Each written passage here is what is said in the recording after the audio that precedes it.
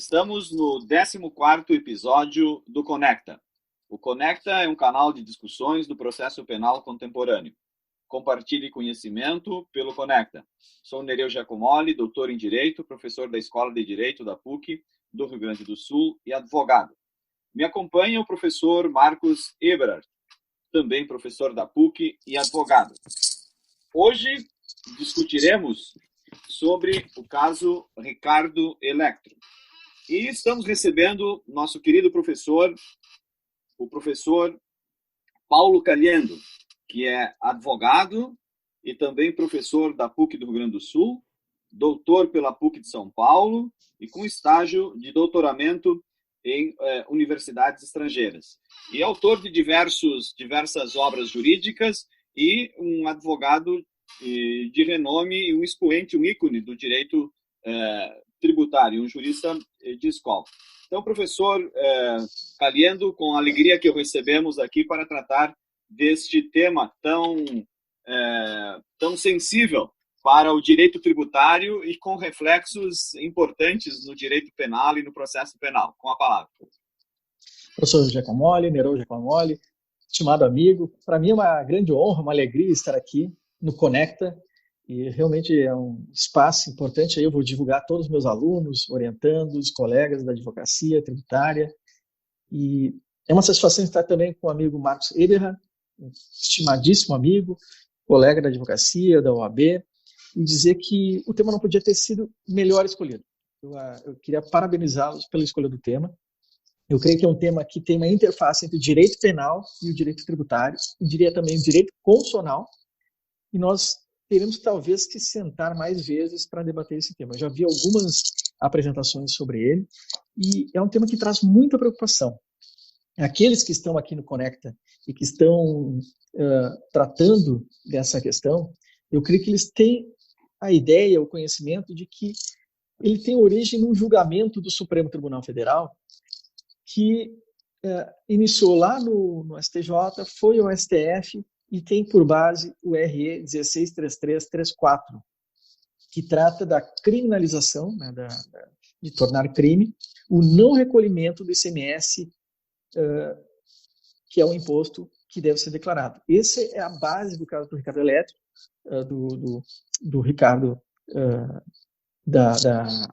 Ricardo Nunes, que é o fundador das lojas Ricardo Electro, e que eu vou mencionar logo em seguida.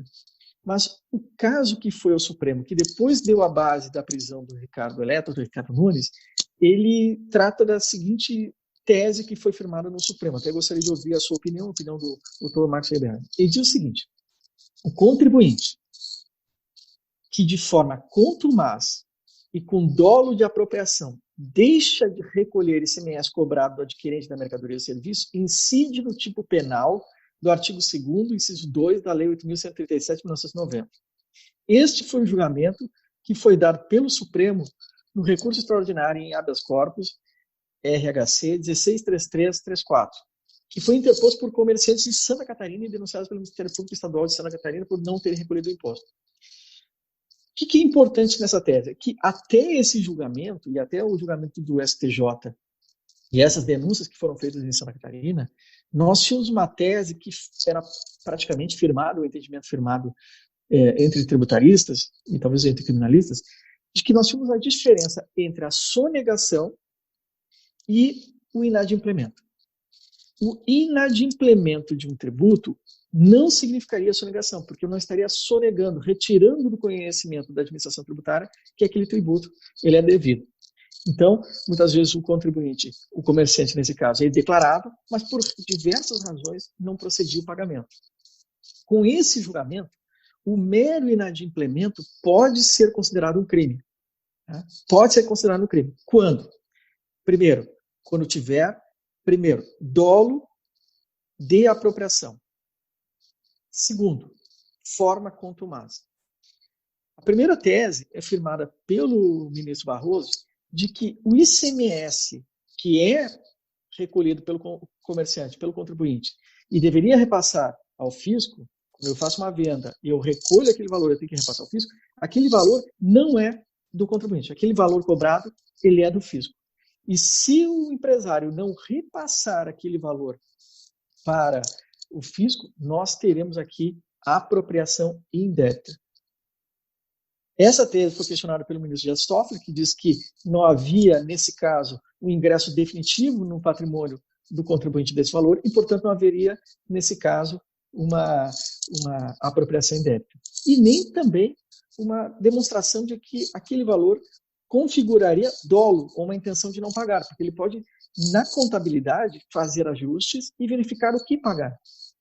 Essa tese do fisco foi reforçada pela ideia de exclusão de CMS da base de cálculo de PIS/COFINS, que os contribuintes foram lá e disseram, olha, esse valor não é do fisco, esse valor, não é do contribuinte, esse valor é receita tributária do fisco, portanto, não deve integrar a base de cálculo do PIS/COFINS. O segundo critério, o primeiro é a apropriação indébita. O segundo critério é que essa medida deve ser contumaz. Eu devo fazer com contumaz, ou seja, eu tenho que ter um sistema organizado para deixar de pagar.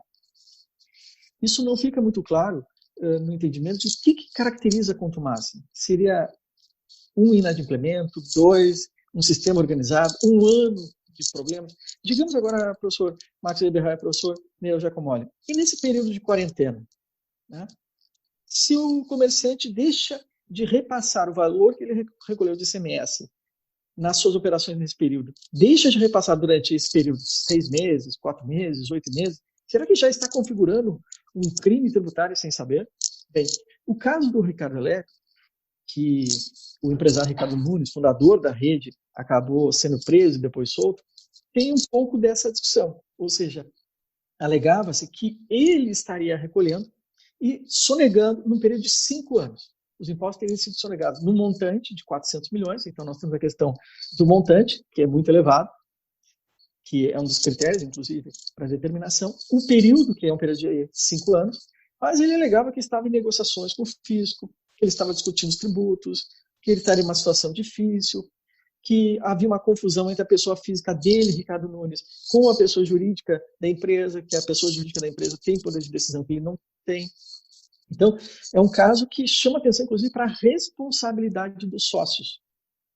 Teriam os sócios responsabilidade até que ponto? Ele dizia, por exemplo, Ricardo Nunes, que ele não tinha esse poder em relação a esses negócios. Bem, a sua mãe também comentava esse aspecto. Então, tem um outro aspecto aqui, que é a extensão da responsabilidade, que não se dá somente na pessoa jurídica. Agora, como nós estamos falando em crime, ela vai para a pessoa física, mas de quem? Do controlador, do administrador, do sócio-gerente? Quem irá responder? Quais são os que podem estar incluídos nesse rol de pessoas? Portanto, é um tema intrincadíssimo, é um tema que eu creio que o Supremo não tratou da melhor forma possível técnica e gera uma grande insegurança, que hoje os criminalistas, os tributaristas vão ter que sentar e verificar com calma. O que significa dolo nessa situação, apropriação, contumácia e responsabilidade criminal. Pessoal, muito obrigado, professor Nereu. Passo de novo a palavra aí à presidência, parabenizando o Conecta.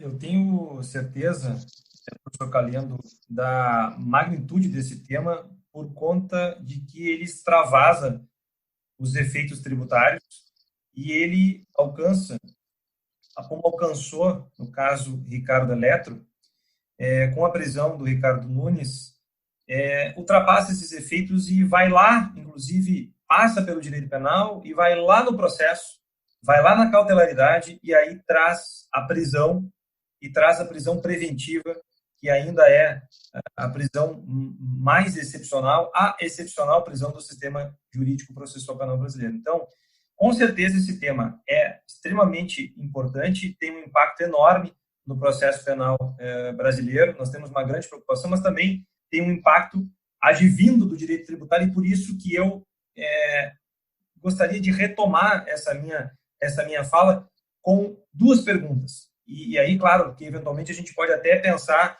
em fazer um segundo episódio, já estou aqui imaginando que isso possa acontecer, porque realmente o que me traz a dúvida é a seguinte: a decisão do Supremo e a decisão também do Superior Tribunal de Justiça, nós tivemos na base dessas decisões o protagonismo lá de Santa Catarina, que, aliás, sempre foi um estado que teve protagonismo também em outras questões, inclusive, normalmente, de substituição tributária de ICMS. Normal esse protagonismo que a gente vem vivenciando há muito tempo, e por isso que acabou chegando tanto no STJ quanto no Supremo Tribunal Federal essas questões. Mas a minha pergunta é, dentro do ICMS, por que tanto se fala de ICMS próprio? E qual a diferença que teria o ICMS próprio para outros casos em que nós falaríamos de substituição tributária do ICMS? Qual é a diferença? E segundo, no momento em que nós estamos trabalhando com ICMS para outros tributos, nós também teríamos essa mesma preocupação em relação ao inadimplemento, podendo gerar, então, uma materialidade penal suficiente até mesmo para, quem sabe, levar um caso de prisão? Eu sei que eu estou tumultuando o episódio, mas faz parte também mostrar para quem nos escuta que não é simplesmente considerar que o mero inadimplemento do tributo gera uma materialidade penal, nem tão quanto é tão simples dizer que o não pagamento do ICMS e de qualquer ICMS geraria uma apropriação indébita de modo a gerar a criminalização pelo artigo 2º, inciso 2º da Lei 8.137 de 90, mas antes disso eu queria ouvir o professor Nereu. Obrigado, professor Marcos. Vejam que o que dispõe o artigo 2º, parágrafo 2º da Lei 8.137 de 90. Deixar de recolher no prazo legal valor de tributo ou de contribuição social descontada ou cobrada na qualidade de sujeito passivo de obrigação e que deveria recolher aos cofres públicos. Tá? Então, numa primeira leitura, uma tipicidade formal na normativa, se tem a impressão que realmente o delito ele estaria caracterizado quando há a cobrança do adquirente, tá? E o posterior não recolhimento desse tributo. Mas há outras questões, a tipicidade de um crime, ela não se configura somente pelos elementos normativos do tipo, tá?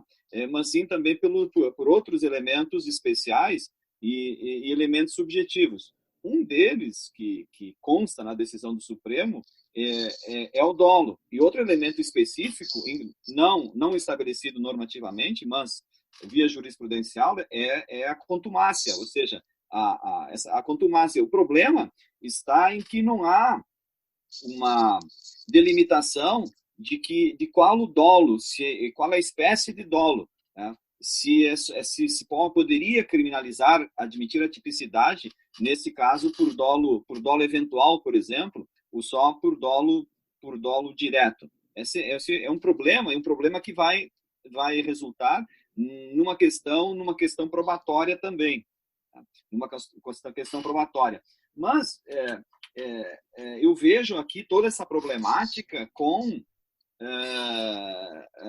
voltada para uma concepção que há, a meu juízo, errônea e não adequada juridicamente, de se utilizar o direito penal, o sistema criminal, para cobrar tributos, né? Para cobrar tributos. A finalidade do direito penal e do processo penal, do sistema criminal, não é de cobrar tributos. Evidentemente que há condutas criminais que atingem o direito penal econômico, questões tributárias que merecem uma entidade criminal, né? Mas, no caso específico dos tributos, do tributo, me parece que na medida em que que há essa cobrança, ela não fica numa rubrica reservada, tá? Eu não tenho conhecimento assim profundo dessa sistemática tributária e de contabilidade, mas eu tenho a impressão que não há uma reserva desses valores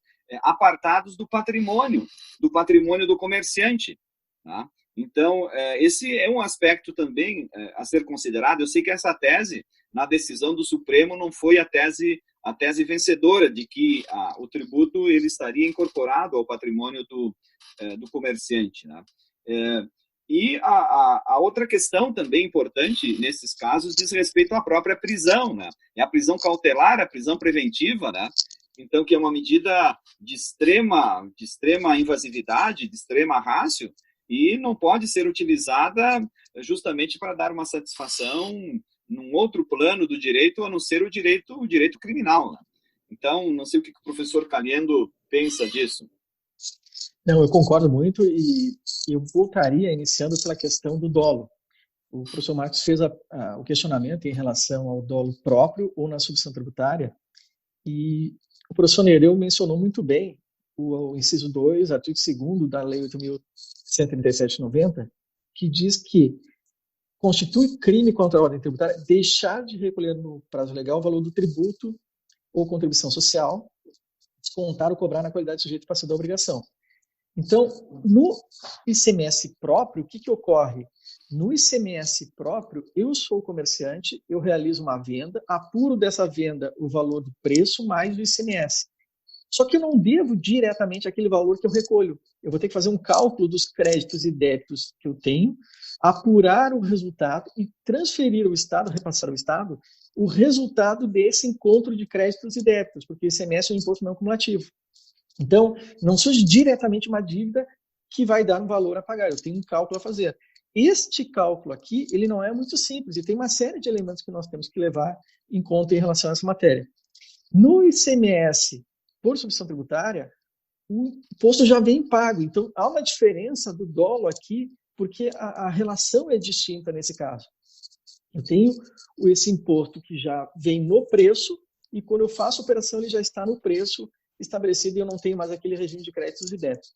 A diferença é que também, nesse caso, algumas situações podem gerar dúvida. Por exemplo, se eu vender o valor abaixo da tabela de mercado, eu deveria recolher um ICMS diferente. Então, posso ter algumas situações que podem modificar a questão do dolo. Então, o ICMS próprio e ICMS substituição tributária diferem no dolo.